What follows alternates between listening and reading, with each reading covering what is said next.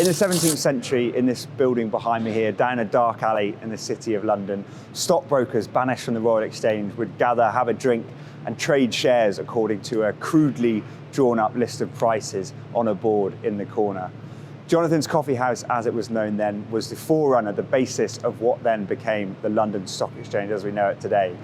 It's a tale, I suppose, of how an exchange can develop, innovate and move with the times, and it is perhaps a slightly reassuring one for the bosses of the London Stock Exchange and also the government as they grapple with some of the troubles facing the public markets this year. I'm Charlie Conchie, Chief City Reporter at City A.M. with another episode of Bonds and Ballots, where we look at some of the challenges facing the London Stock Exchange and asking the question, how can government help tackle them? To do that, we're going to be speaking with two of the key figures appointed by government to lead the reform efforts.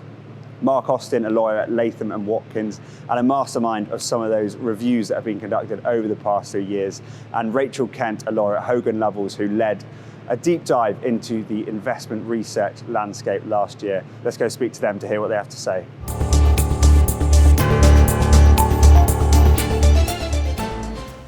We spoke with the City Minister, Bima Falami, last week, and he obviously made it clear that capital markets reform was going to be a sort of key pitch from the government towards the city. How much is actually within the government's power now to push ahead with those reforms? Are we waiting on them to push through certain pieces of legislation? No, I think actually the government have largely played their part now. I think it's mostly down to the market. I mean, the government and Treasury have reacted with alacrity and vision on this in the past few years, as has the regulator, as has the FCA. And we've seen the Edinburgh reforms, Mansion House Compact, the Financial Services, New Financial Services and Markets Act. And actually where we are now, the stage in the journey we're at now, is I think that by halfway through this year, more or less, we will be at a point where we will have addressed most of those key friction points. But it's really now, in terms of the final implementation stages, down to the market to do that. There is some work the regulator still needs to do, and so it's consultation paper that came out just before Christmas. We need to make sure that that lands in the right place and addresses the listing regime changes that we need to happen. But beyond that, for government, really, it's about continuing the positive narrative that they are putting and the weight and the momentum they're putting behind it. They've actually done most of the changes they need to do. So it's championing, being a PR man almost for the city on the global stage, making the case to firms. It is, because I keep saying, actually, a lot of this now is coming down to us making sure that we talk about the positive narrative and we make people realise what we've done in the last 3.5, 4 years. Because a lot of people, quite understandably, sort of say, well, this bit's happening over there, that bit's happening over here, this is on that timeline, this is on that timeline. How does it all fit together? And so the exercise in H1, 24, is actually bringing it all together, explaining to people powerfully and simply and cogently and positively, importantly, what we've done and why we are about to be match fit as a market again. I was just going to pick up on match fit. So one of your favourite phrases. One of my favourite phrases. One of BIM's now new favourite phrases as well. Are we actually going to see, the public markets return to some sort of popularity for companies this year? Is it going to become an appealing place to list again, do you think? I mean, based on conversations that we're having with issuers and potential issuers and investors, I do think so. I mean, when you actually talk to them in positive terms about what we've done and why they need to take another look at the UK markets, you get a very positive response. And we're having lots of interesting conversations, and based on certainly since the activity since Christmas, since the start of January, everything looks positive. I mean, I think it's not guaranteeing that it's all going to come, but I tend to also say that you can only play the ball you're bowled, and you have to believe that if we take the various friction points that are built up in our markets out of the equation, you have to believe, a bit like Kevin Costner in Field of Dreams, that if you build it, they will come. And I think the signs are good. Yeah, and I mean, we're in a fairly tumultuous year coming up to an election. Are you concerned that these reform efforts, some of the PR campaign we've talked about there, may be blown off course slightly? Do you think the Westminster goings-on could dampen the appeal of the city as a place to come to list? I don't think so. I mean, I think, the government has been fantastic in interacting on all this and putting its shoulder to the wheel and backing it all. Labour as well. I mean, a lot of people have been talking to Labour about that. We very much get the sense that this is seen as a non-political point. I mean, I think we all recognise that the financial services sector is a jewel in our crown in this country, and we need to do everything we can to keep it competitive on the world stage. And these are all steps that are being taken to make sure that competitiveness is not just maintained but is advanced. So I think it's fairly safe and people are fairly safe in their assumption that whatever happens with the electoral cycle this year, the reform journey won't get interrupted, no. In terms of sort of your to-do list for the year from Westminster, perhaps some regulators as well, what would be the crucial things there you'd like to see in terms of reform? So I think this year it's about landing the FCA reforms, which the FCA put out just before Christmas, making sure they land in the right place, getting the prospectus regime amended, which the FCA will consult on in the second half of this year, but I think we know where that's going. And then I think it's really about probably giving a bit more thought to capital deployment, actually. We do need to still think about how we can drive more money back into UK equities, because there's no capital market without capital. That's true, and there is a lot of thinking going on that, as we know. And then it's fine about talking about a positive narrative, actually. It's actually just talking positively about what we've done, not letting ourselves be too British and a bit Eeyore-ish about our strengths as a financial centre, and being positive about it, having an insurgent mindset, having a bit of a hustle about ourselves and a bit of entrepreneurialism on the global stage. And I do think also there is an opportunity, real opportunity for us to try to drive retail investors back into the market. I mean, Bim talked about the NatWest share sale, Jeremy talked about that in the autumn statement. Done artfully and thoughtfully, tell Sid in the age of social media should be tell Sid on steroids. And you use social media, you use the advent of retail platforms as well. We could create a very powerful platform to encourage people back into the stock market, I think, and educate them about it. Certainly a lot to do for the year ahead. But Mark, thank you very much for joining.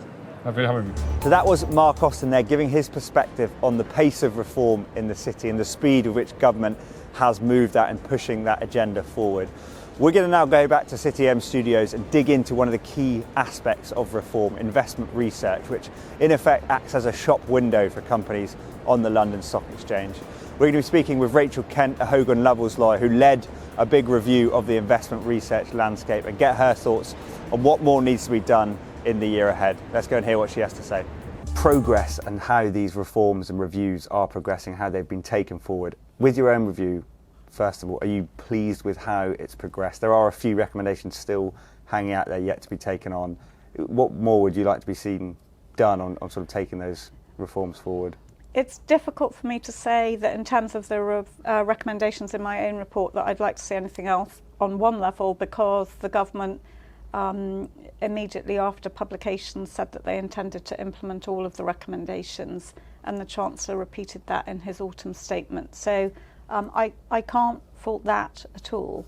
I said to you last time when we spoke that I am an impatient person.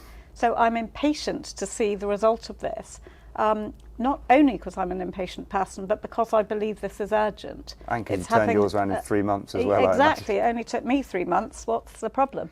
No, so to be serious though, these things, it's all very well to say, here's my idea.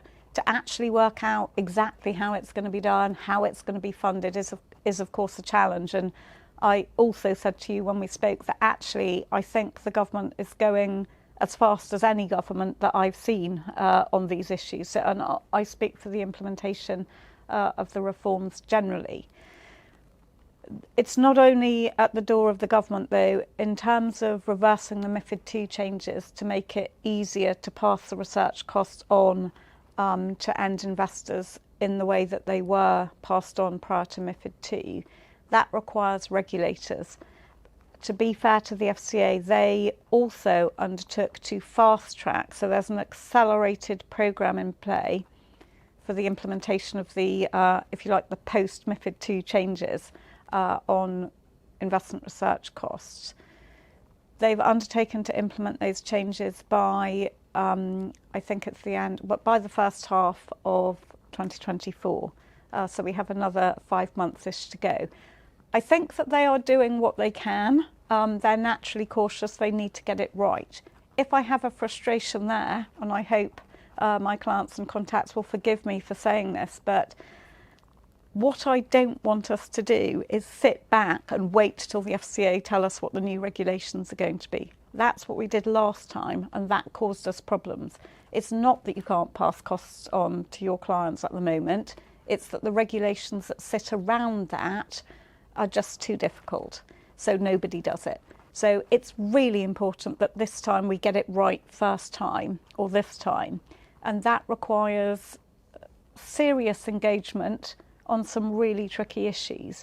And I'm really lucky that the industry, I can't say enough how pleased I am that how well the industry came together to put forward its proposals. So I guess my point is we can't take our foot off that pedal. We have to keep asking the FCA what their thinking is, understanding their thinking, and refining their thinking if we think it doesn't work. Just finally, you know this process, the market as well as anyone. Are you positive about this year? Do you think we are going to see something like turning a corner in the next few months? I hope so. And the reason for that is when I started, and people will have heard me say this, but when I started my review, I was extremely worried that I would find we don't have the innovation at the bottom.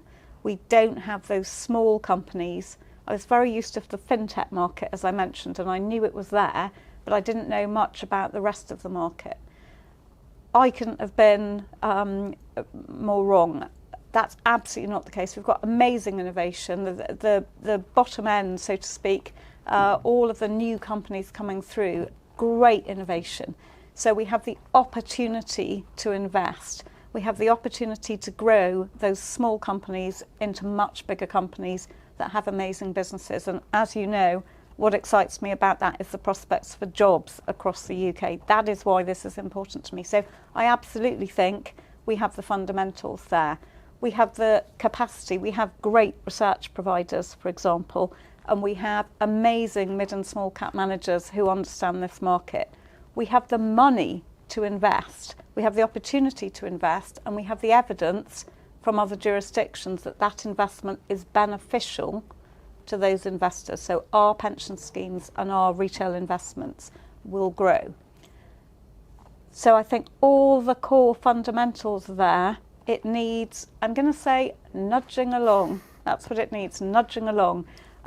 So we are lucky that we had in the previous EST and in this EST, somebody is absolutely committed to understanding what needs to be done, and I believe they are doing their best to nudge it along in the right direction. Well, so hopefully hopeful. a positive view for the year ahead, probably in short supply of them at the moment slightly. But Rachel, thank you very much for joining us on Bonds and Ballots. Thank you. Well, there you have it, two quite different perspectives there on what role the government should be playing in tackling some of the issues facing the London Stock Exchange and the wider public markets. Do you agree? Should the government be doing more to champion the London Stock Exchange on the world stage and push through some of those reforms? Let us know in the comments below and click here to subscribe.